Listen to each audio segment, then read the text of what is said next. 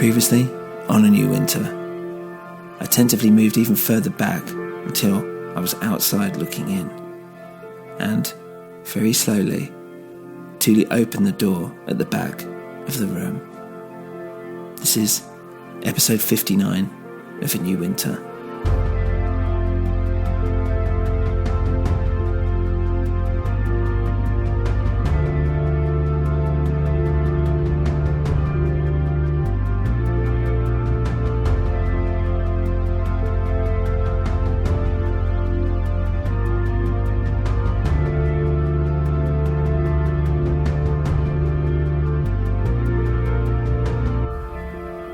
As the door opened, I saw a strange black shadow, as if there was a strange, fuzzy gap where there should be a person, almost as if it was some kind of floating black hole. "What is it?" Grahams whispered in shock.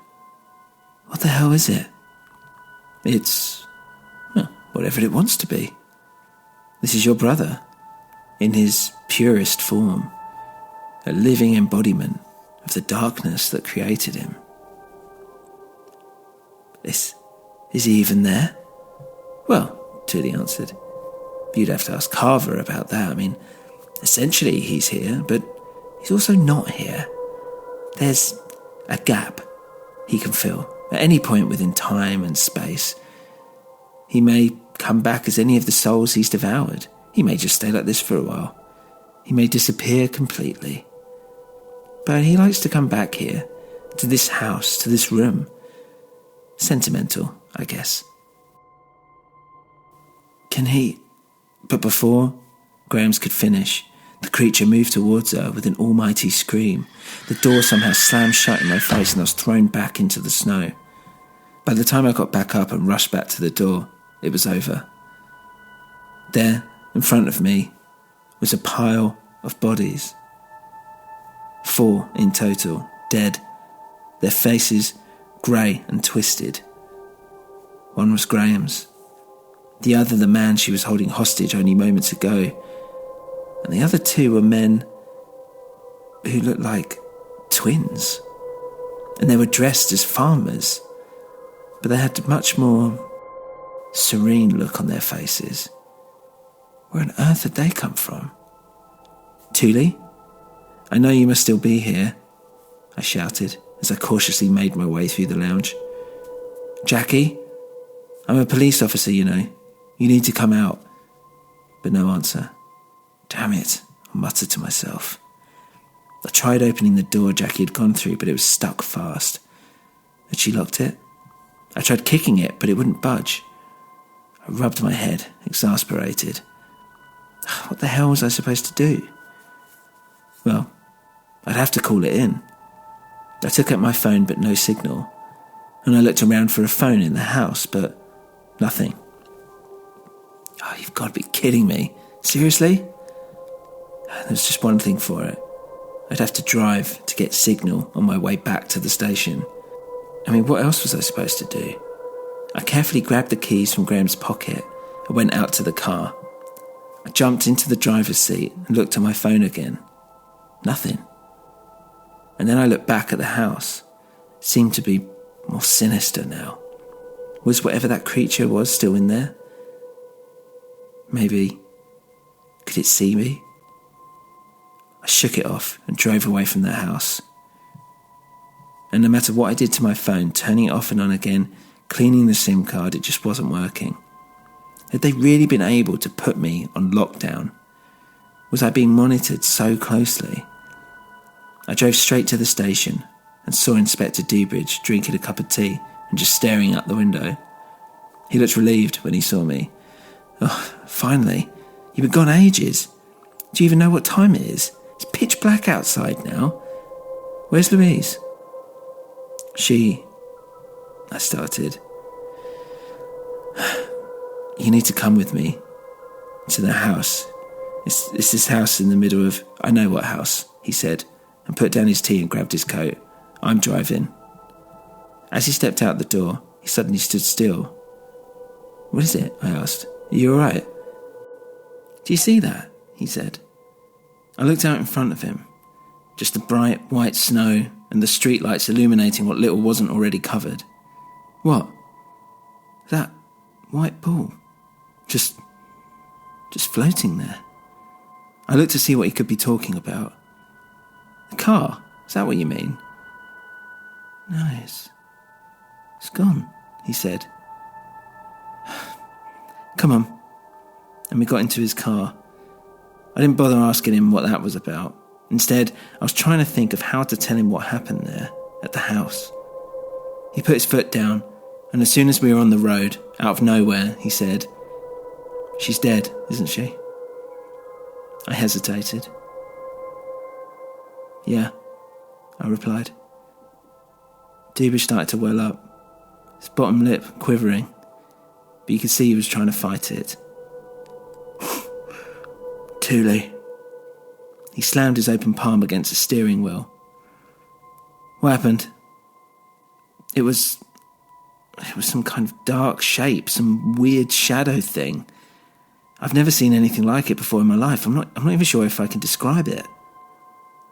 Wait, it wasn't a boy, a teenager? No, well, no, not from what I could see. This has got out of hand. He shook his head, and I waited for him to open up a bit more about what was happening. He huffed and slammed his hand on the driving wheel again. "Damn it, Lou!" He looked at me and pointed a finger. "You know, you better not have anything to do with this, I swear, or..." "I just got here," I threw up my hands. "I don't know what happened. I can't explain it. I'm sorry." We drove a bit further in silence. Daylight had broken now, and time seemed to move so fast here. How long had I even been awake for? I looked at Dubridge, and I dared not speak until he had calmed down. But his anger slowly turned to grief, as his eyes were welling up and his cheeks turned red. "We loved each other, you know," he said quietly. "We were going to run away together, me and her. Leave this place. I've had it arranged for Thule for a while. Became his errand boy in order to pay him back. Not that it had anything to do with money. I knew he just loved the control. He was addicted to it, but Louise kept saying she wasn't ready. There was always something. Trying to bring justice to the town, her brother, trying to reveal the secrets that lay underneath it all. She just wouldn't leave it be. I've been trying to look over that monster, that thing she calls her brother, you know, just make sure it's all right, but I forget it's not some idiot kid. It's this amalgamation of things, souls, evil, memories, personalities, all wrapped up into this metaphysical being. He doesn't even know. He doesn't even have a clue. Well, at least he pretends not to. God, he's so pathetic as well. Just like her brother was. Wet tissue. But she adored him. He's been through a lot, that kid, you know. He's passed around the old gents here, like a sex toy. Disgusting stuff. It's Thule, Father Reynolds, Jim Steinbecker, Smith twins. God, they were the worst. Depraved, horrible stuff, but, you know, you ignore it because you're told to, especially around here. And when you get to 75, like I am, and you don't age, you start to believe it. "What?" I said. "You're 75? I couldn't believe this. Either Dubridge and Grimes were completely insane, or this town really was some weird kind of hell on earth. I had to believe the latter, else was I going insane too? Yeah, 75. Well, something like that. I mean, time, it's all relative down here, but it's around that." I was shocked. "You know," he continued, "you know, we're not even police officers." "Excuse me?" "Noticed we're the only ones who seem to be at the station. There's no actual police here, it's all for show, just to keep the residents happy, keep some kind of normality to everything. It's not as if we go to training or something, is it? They're all Thule's people. I mean, all of us are. I mean, they may dress and act like policemen, but it's all bullshit. They use the station like some kind of Clubhouse. Then how come I was told to come here by my superiors? Do they not know what goes on here? Look, there's only one of two possible ways you were able to get here. Either Thule wanted you here, or, worse, Bob wants you here. Bob, I muttered, but then I shot forward in my seat as Dubage had slammed the brakes. I looked up to see Jackie, frightened, stood right in front of us, just staring at us. Fucking bitch, Dubage spat and got out of the car.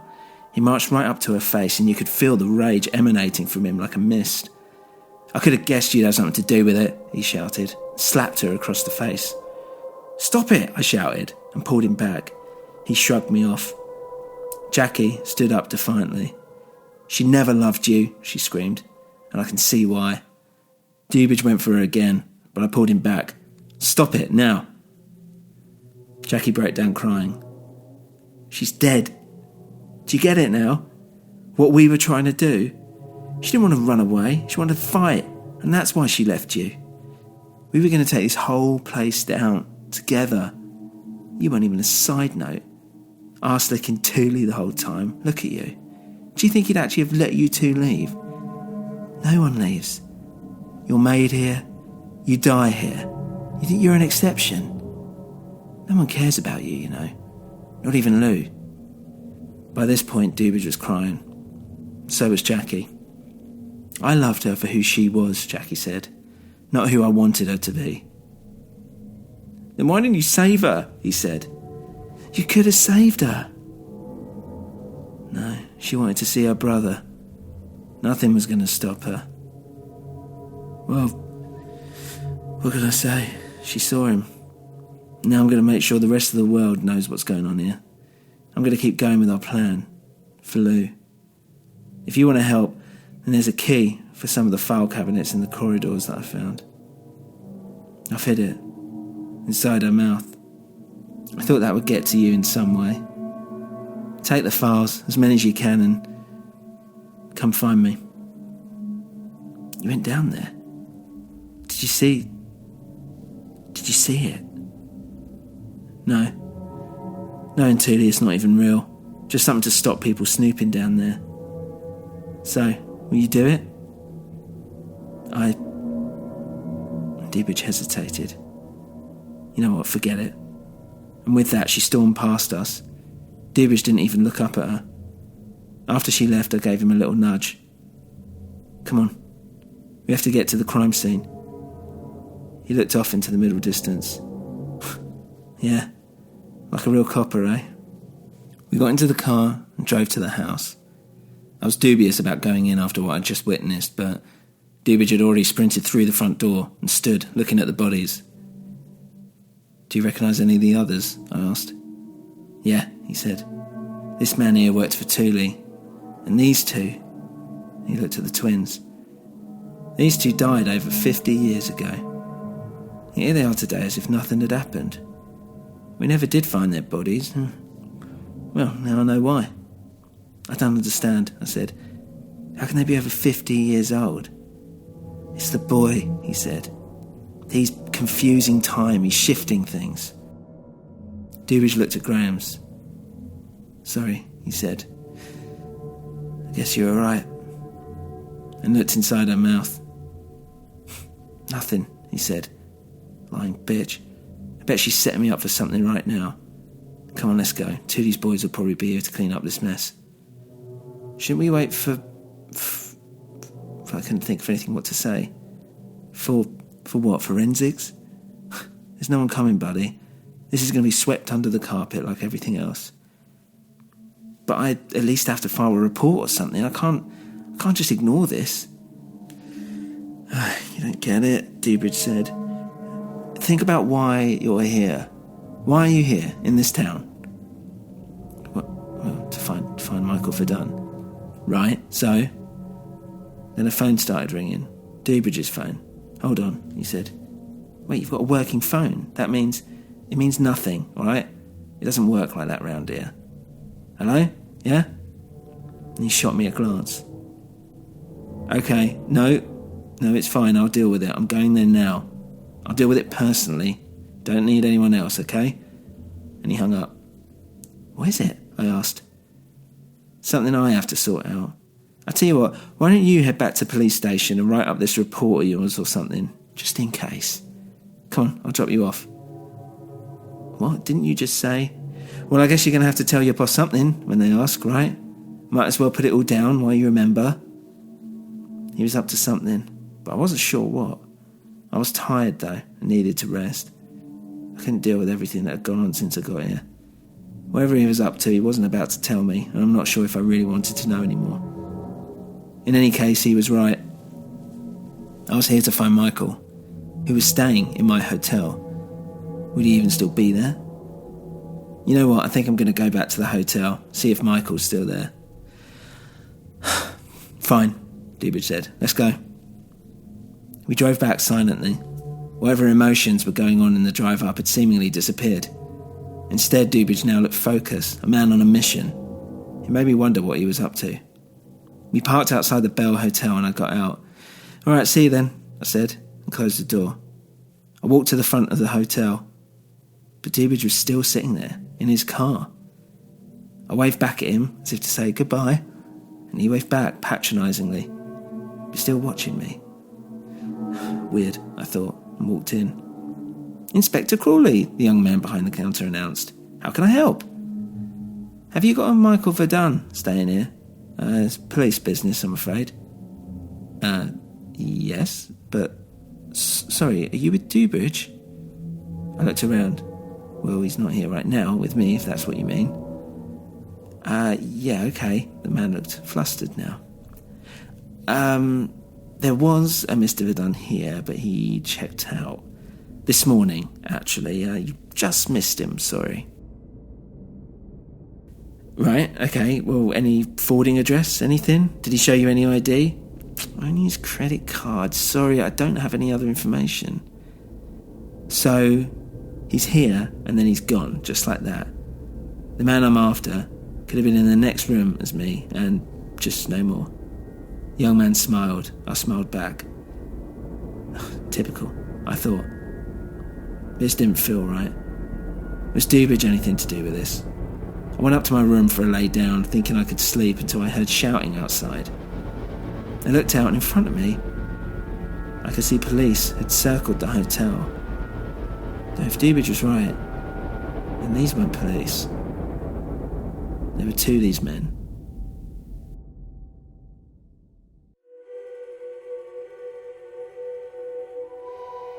If you enjoy the show, please leave a review on your podcast platform of choice. For more info, including how you can support the show, please visit anewwinter.com. Thank you for listening to A New Winter.